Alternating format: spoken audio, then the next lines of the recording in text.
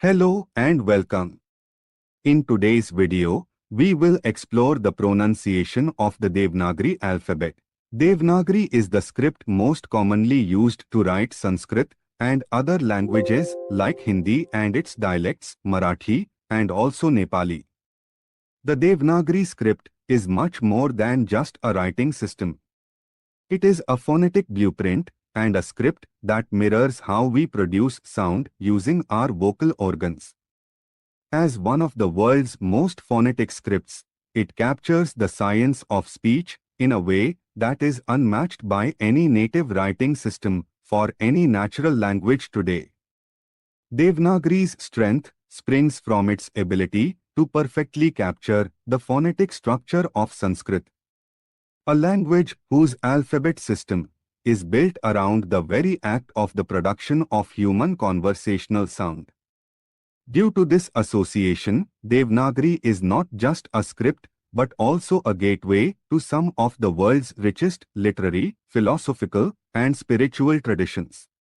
In this video, we will explore the Devanagari alphabet with insights, guidance, and tips for perfect pronunciation based on time-honored precepts and the underlying principles of scientific articulation.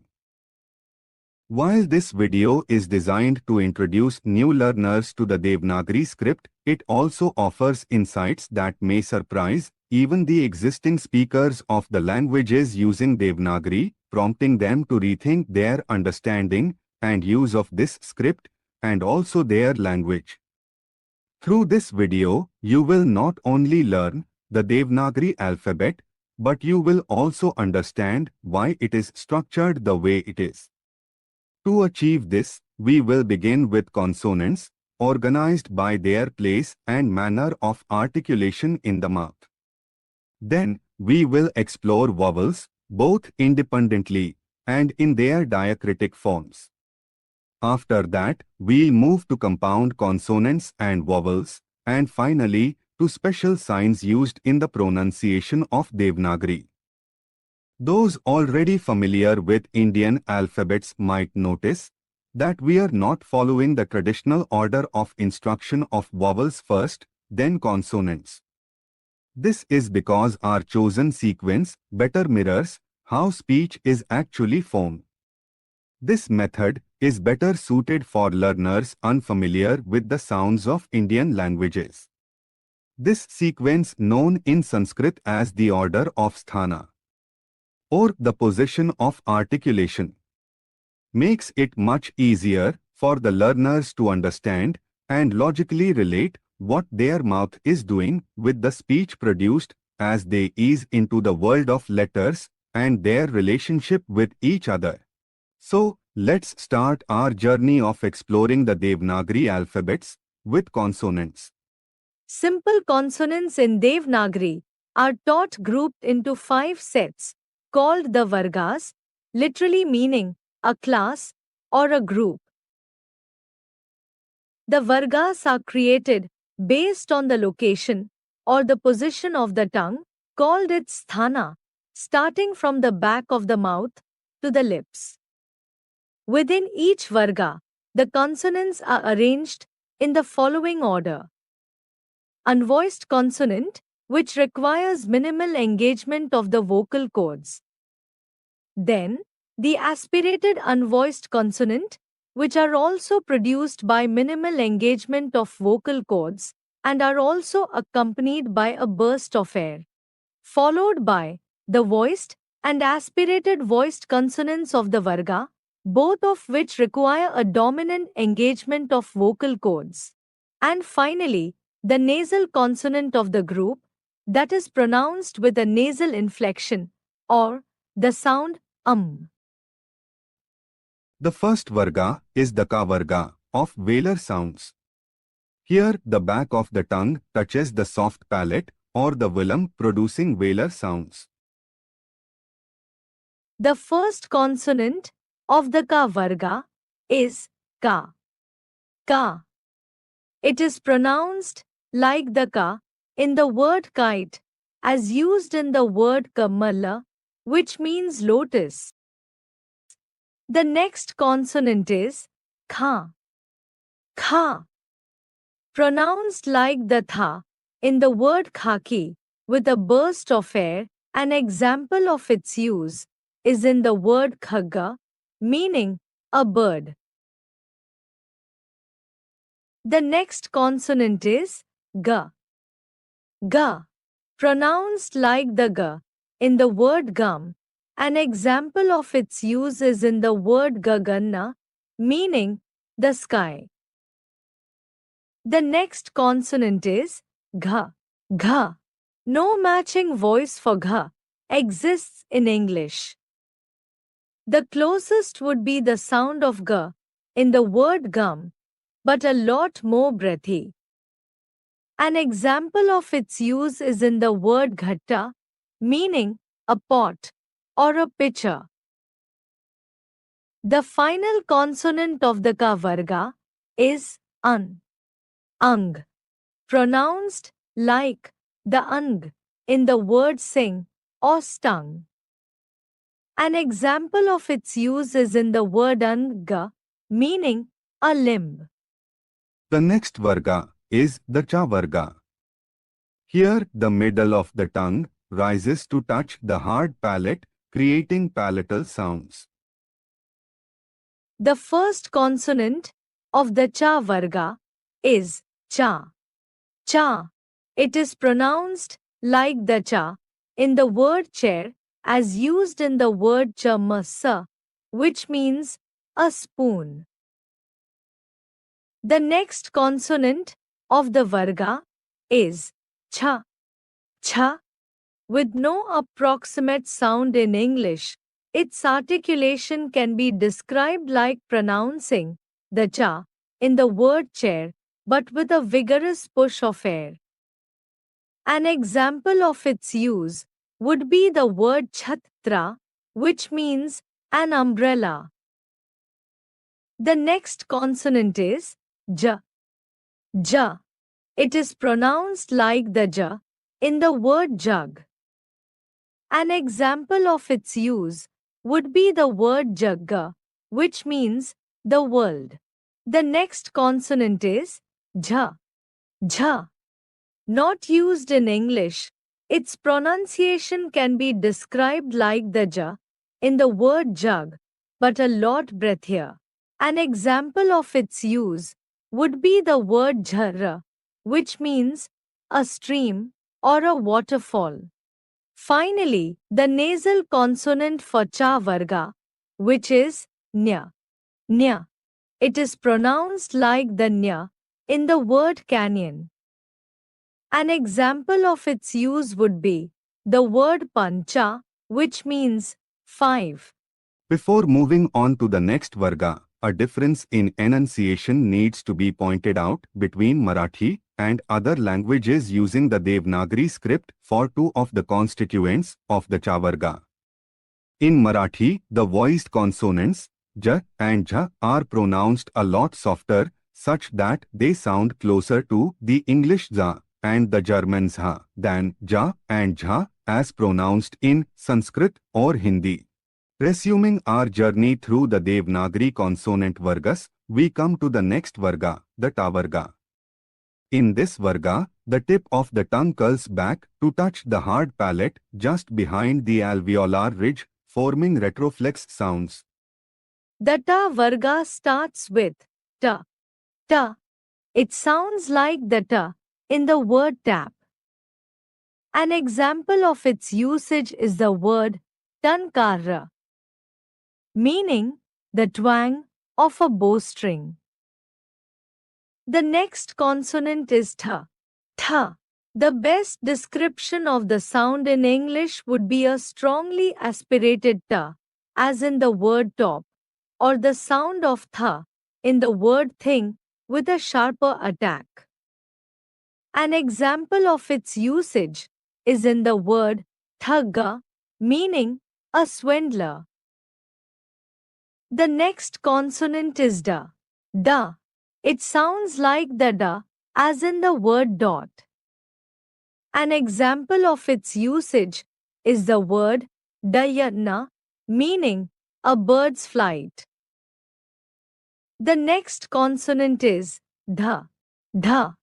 It sounds like a breathy da in the word data or the sound of dha in the name of the Bangladeshi capital Dhaka.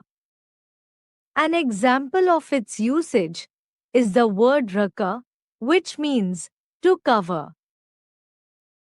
At the end of the ta varga is the retroflex nasal na. Na.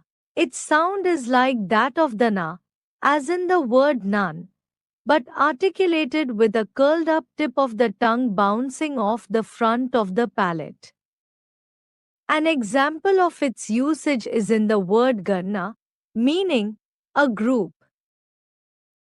The next varga is the ta varga. For this varga, the tip of the tongue touches the base of the upper teeth, resulting in dental sounds. This varga begins with ta, with no matching sound in English. It can be described as a softer version of ta, as in tap, but with the tongue touching the upper teeth, instead of the roof of the mouth. It is used in the word tappa, meaning penance. The next consonant is tha. Tha. It sounds like the tha in the thu sound made while spitting. An example of its usage is the word thalla, meaning land. The next consonant is the da. It sounds like the da in the word that. An example of its usage is the word da la, meaning a group. The next consonant of the varga is dha. Dha. Its nearest approximation would be the sound of the in the word that, but a lot more breathy. An example of its usage is the word dharna, meaning money or wealth. The nasal consonant of ta varga is na. Na. It sounds like the na in the word number. An example of its usage is the word nama, meaning to bow or to give salutation. Now, we come to the last of the consonant vargas, the pa varga. In the pa varga, the lips come together and separate with minimal tongue involvement, producing labial sounds. The first consonant of pa varga is pa. Pa. It sounds like the pa in the word pen. An example of its usage is the word padaka, which means a medal. The next consonant of pa varga is fa. Fa. It can be best described as the sound of pa in the word pen, but with a much stronger burst of air. The consonant fa requires some annotation because even most native users of Devanagari have lost the correct pronunciation and pronounce it like the fa in fun. But the Indian fa is supposed to be pronounced not with the lower lip tucked under the upper teeth, but with both lips coming together. It should be closer to few than few, as used in falla, meaning fruit. Due to a heavy exposure to Persian, Urdu, and English words, now most people also make a mistake when transliterating English words like free or fail and Urdu words like faltu and fauj, when for correct pronunciation, they should be written by including a nukta sign below the fa. The next consonant is ba. Ba. It is pronounced similar to the ba in the word bat. An example of its usage is the word baka, meaning a crane. The next consonant is bha. Bha. With no matching sound in English, it can be best described as the sound of ba in the word bat, but a lot breathier. An example of its usage is the word bhajanna, meaning a devotional song. Finally, we come to the last consonant of the last varga. The nasal consonant of the pa varga is ma. ma. It is the sound of ma in the word man. An example of its usage is the word makara, meaning a crocodile. After consonants, we will now take up semivowels, sibilants, and the lone aspirate. We will start with the four fluid and airy consonants. The first one of these is ya. Ya. Its sound is like the ya in the word yes. We can hear its use in the word yavanna, meaning a foreigner.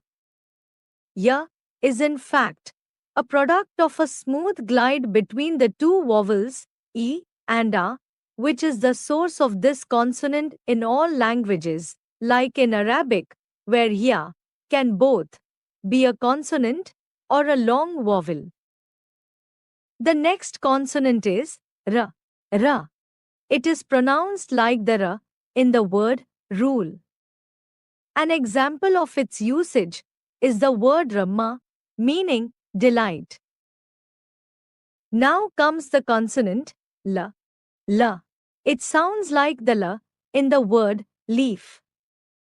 An example of its usage is the word laya, meaning rhythm. The next consonant is va. Va. It sounds like the va in the word village. An example of its usage is the word vachana, meaning speech or a promise. Like ya, wa is also a compound vowel and is pronounced with a glide from u to a. This is why, in languages like Arabic, it also functions both as a vowel as well as a consonant. Next is the first of the three sibilants, sha. Sha. It sounds like the sha in the word show. An example of its usage is the word shayana, meaning to sleep or a bed. The next sibilant is sha. Sha. It sounds almost like the previous sibilant. It is used in words like shat, meaning 6. In all probability, this consonant was a product of the need to have a sibilant for each of the tongue positions. For perfect pronunciation of the retroflex sh, one must curve the tongue such that when seen from the front, it forms a bowl-like shape at the point it touches the higher palate, which makes the sound extra airy and sonorous. Audibly, even though the difference between the palatal sh and the retroflex sh are minor, in Vedic Sanskrit and classical Sanskrit, these sounds were clearly distinct, very much like the way ta and ta are very different. Even though the distinction may be minimal in languages like Hindi, it is important to maintain the distinction of usage in words, as that preserves the etymological accuracy and historical spelling, as also the application of Sanskrit grammar rules. Keeping this distinction is also linguistically valuable for making lateral connections with Dravidian languages, where this distinction is still strongly preserved. The third sibilant is the dental sa. Sa. It is pronounced like the sa in the word sad. An example of its usage is in the word samaya, meaning time. The next consonant is the aspirate, ha. Ha. It sounds like the ha used in the word hat. It can be seen used in the word halla, which means a plow.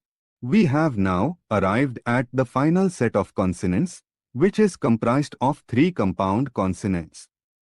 Sanskrit, like any other language, already has provisions to combine consonants to form a syllable without the aid of vowels, but the following three combination consonants were given a special treatment and given their own compound or conjunct letter symbols.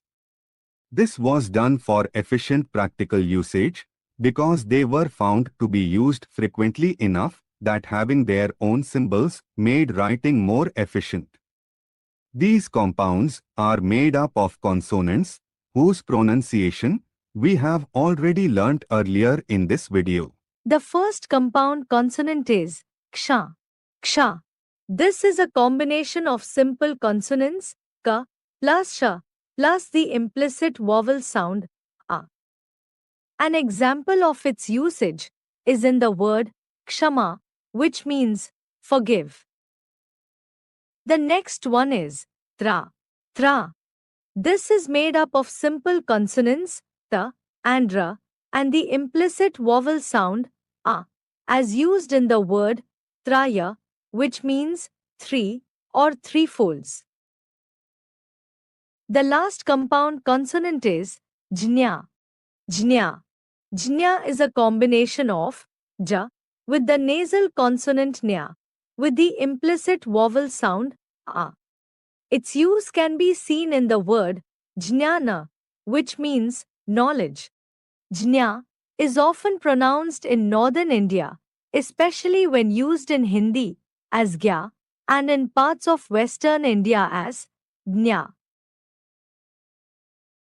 Some examples of combining of consonants without giving them unique symbols are kra, as used in krama, meaning order, kya, as in vakya, meaning a sentence, gna, in agni, meaning fire, dya, in vidya, meaning knowledge, dhya, as in adhyaya, meaning chapter, thya, as in pathya, meaning text or textual, stra, as in vastra, meaning cloth, or rya, in the word karya, meaning task. With this, we conclude the largest group of alphabets, the consonants. Now we will take up the vowels in Devanagari. We will first look at the standalone forms of vowels. These are the symbols used when a vowel is pronounced on its own as a syllable in a word and not to provide the vowel sound to a consonant. The first vowel, which is the implicit sound a in all the consonants. It sounds like the a in the word ago. We can see its use as an independent vowel in the word amara, which means immortal. Next is the long vowel a. A. Its sound is like that of a in the word father.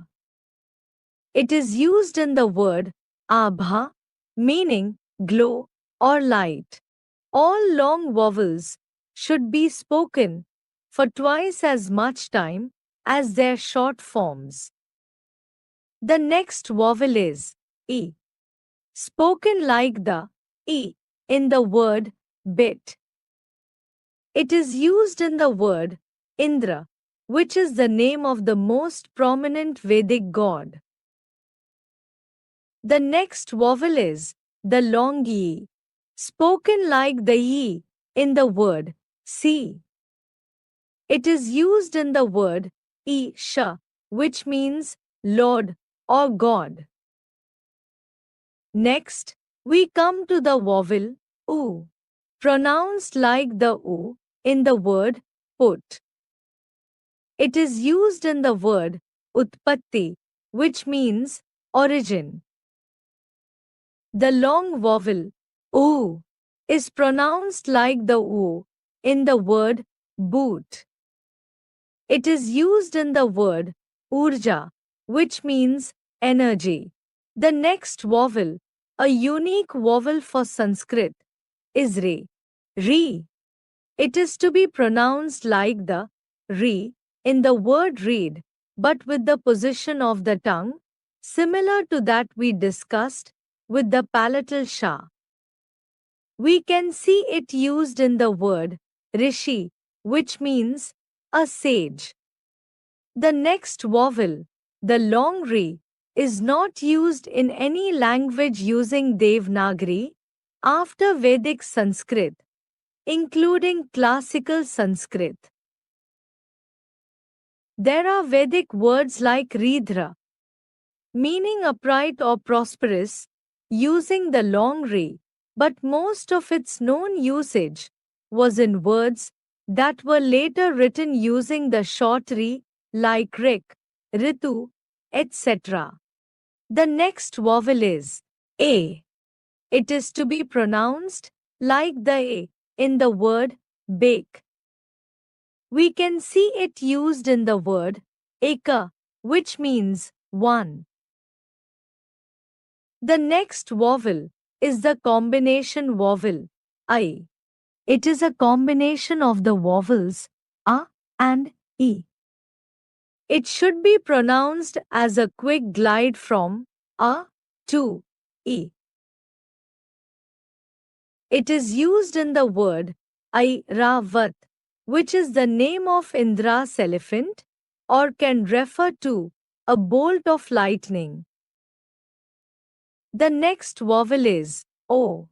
It is to be pronounced like the O in the word old. We can see it used in the word ojas, which means splendor or vigor.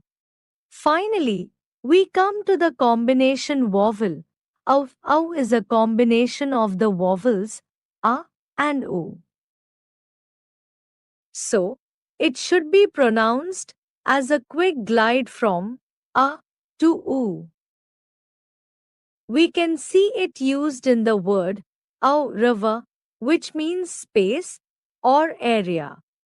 Having seen the symbols and the usage of vowels as standalone alphabets, we will now see how vowel inflections are applied as diacritics in Devanagari. Unlike the Roman script in Devanagari, vowels are not written as full alphabets when adding sound to consonants, but are applied using diacritic signs called the matras. This is a good place to reiterate the convention in Sanskrit, where the sound of the vowel a is implicit in all consonants unless clearly indicated otherwise, as we shall see in the later part of this video.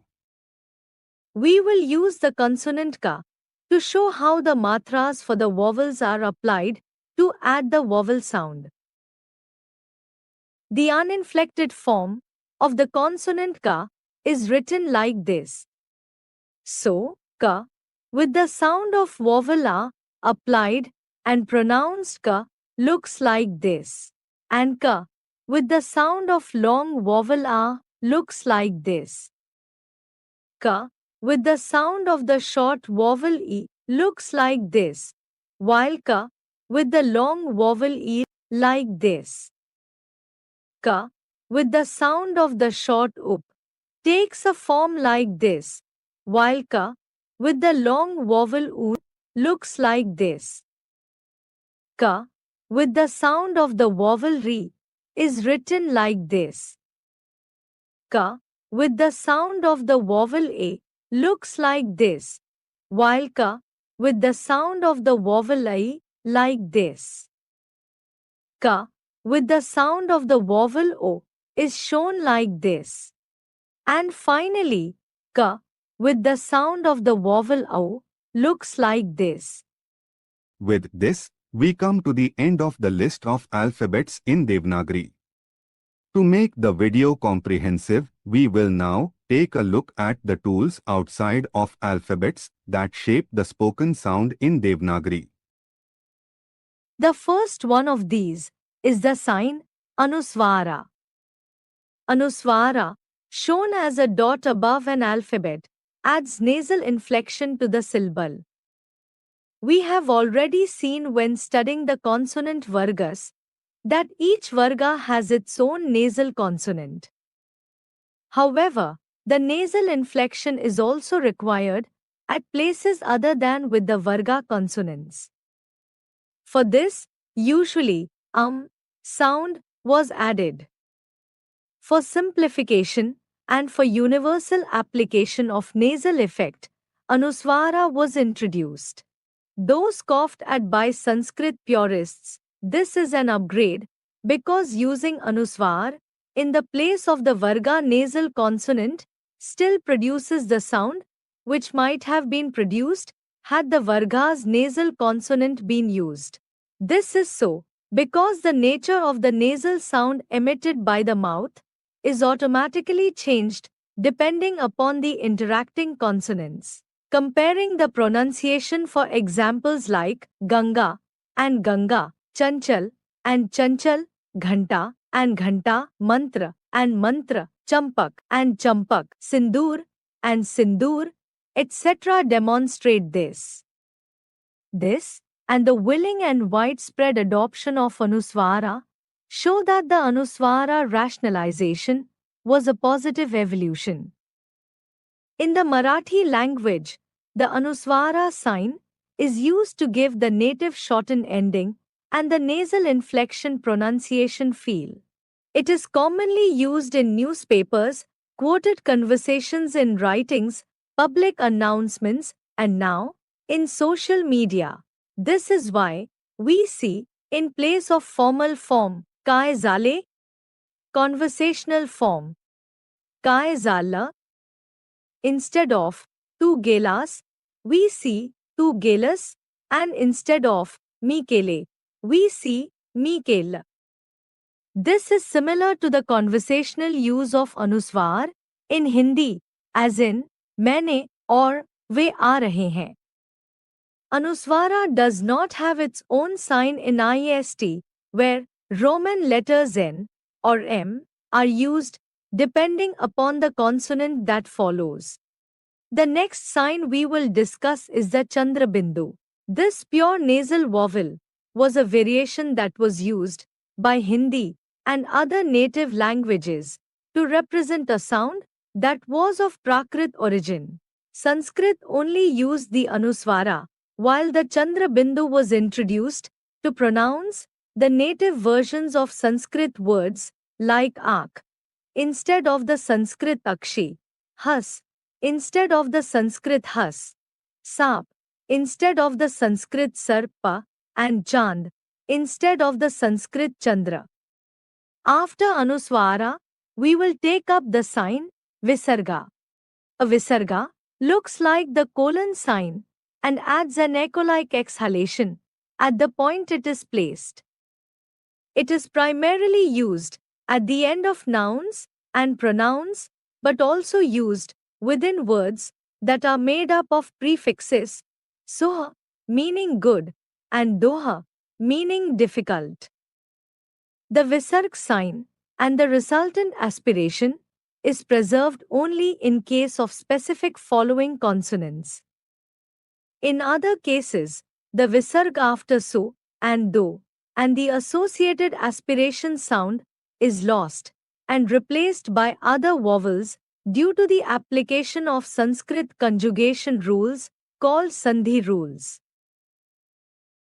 Examples of the use of the Visarga are Suha, Kha, meaning happiness, Doha, Kha, meaning sorrow, Doha, Saha, meaning difficult to bear, Doha, Swapna, meaning a bad dream or nightmare.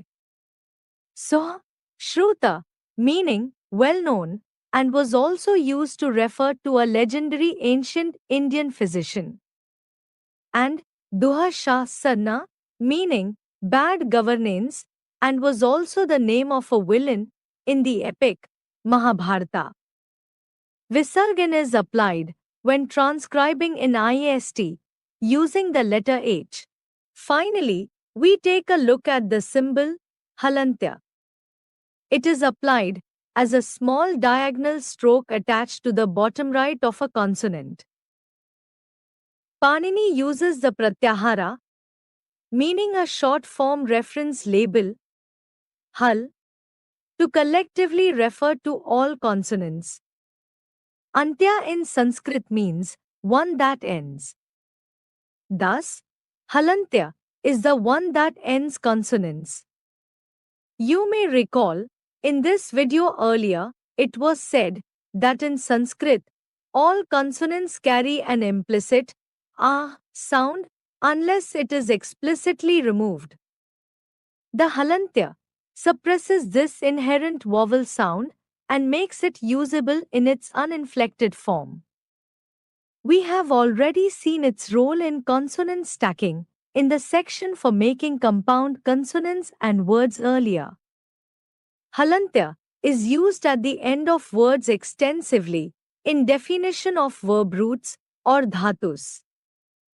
Halantya is also critical in its use with nouns for the determination of their grammar cases or vibhakti forms.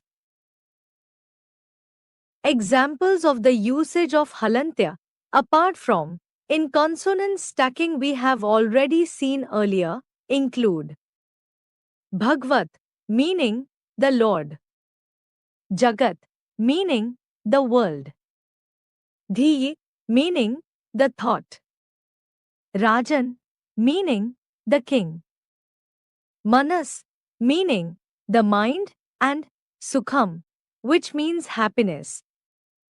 Visarga and Halantya are both very important for Sanskrit cases or vibhaktis, as they are extensively used to form case endings for nouns and pronouns in Sanskrit grammar.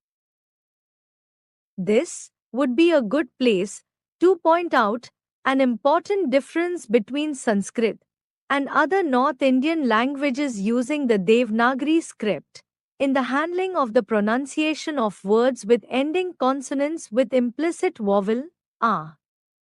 While Sanskrit is fastidious in its rule that any vowel, unless halantya is applied, will have a clear vowel sound, but in North Indian languages like Hindi and also in Nepali, the sound of the last consonant, if it only has an implicit vowel, the pronunciation is cut off short. Thus, when read in Hindi, the Sanskrit kamala would be pronounced kamal. Likewise, adhyaya in Sanskrit would be adhyay in Hindi or Marathi, and so on. This in turn means when reading Sanskrit in IST, you have to be cognizant of the use of the long and short a, absence of these, which would imply the application of halantya.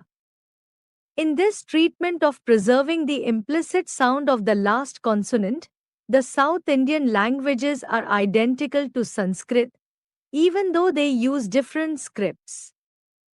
Halantya does not have a sign in IST, as its presence is to be implied from the configuration of consonants and vowels in the word. To round things out, let's take a look at letters that classical Sanskrit left out. The first one is Ri, is a rarely used vowel in Sanskrit, inherited from its Proto-Indo-European ancestry. The verb root or dhatu, Ri, is attested in the Dhatu Patha, the list of verbal roots in Sanskrit grammar. So, in theory, forms like Ri-pati could be generated. However, no known classical or Vedic text uses a fully formed word that begins with the vowel Ri. In practice, only the short Ri is seen used, and that too, in limited contexts, primarily as part of rare verb roots, in archaic words, or in labels for grammatical tenses like writ and ring.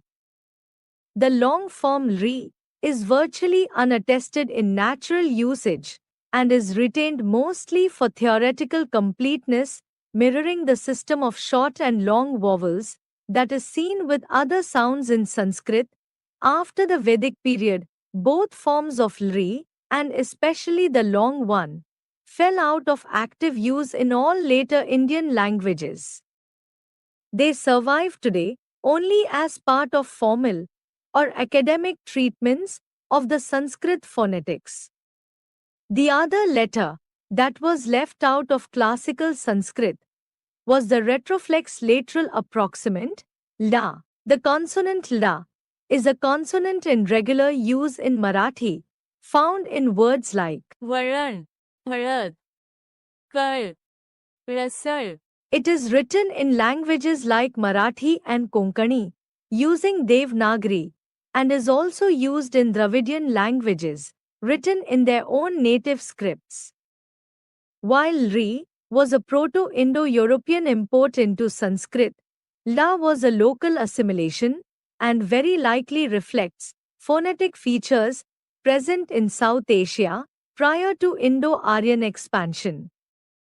Evidence of its use in Sanskrit comes from the Rigveda, which begins with an invocation to fire that goes, Agnim ile, Purohitam Yajnasya, meaning, I praise Agni, the priest of the sacrifice. In this line, the verb form used is ilde, however, in Dhatupatha, later, the root referred to is id, which means to praise. This shows that at some point in antiquity, the Vedic pronunciation likely included a retroflex element closer to lda. However, in classical Sanskrit, this root was standardized as id, replacing earlier retroflex sounds. Thankfully, because of the immutable, inviolable, and authoritative status of the Vedas, this form was preserved even in later writings and recitation traditions.